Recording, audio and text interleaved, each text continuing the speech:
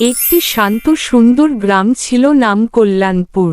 সেখানে বাস করত রহিম নামের এক লোক।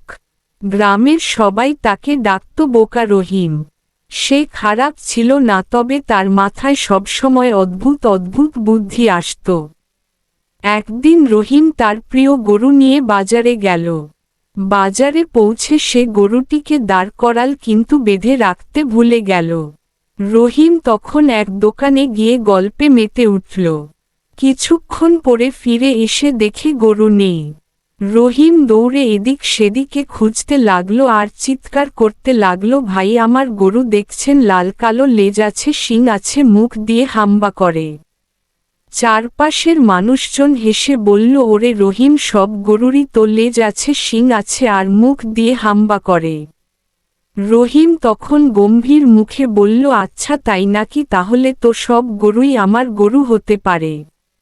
তারপর শুরু হলো হাস্যকর দৃশ্য। রহিম বাজারে যত গরু পেল সব নিজের ভেবে ধরতে লাগল। একটার রশি টানছে, আরেকটার শিং ধরে টানাটানি করছে। গরুর মালিকরা চেঁচামেচি করছে আর বাজারে হুলস্থুল শুরু হয়ে গেল। তখন সবাই রহিমকে বলল, বোকা রহিম, তুই যদি গরু চিনতেই না জানিস তবে বাজারে আনলি কেন?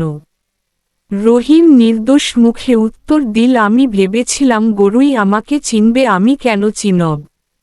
এই উত্তর শুনে বাজারের সবাই হেসে গড়াগড়ি খেতে লাগলো, আর সেই দিন থেকে রহিমের নাম হলো গরু হারানো রহিম।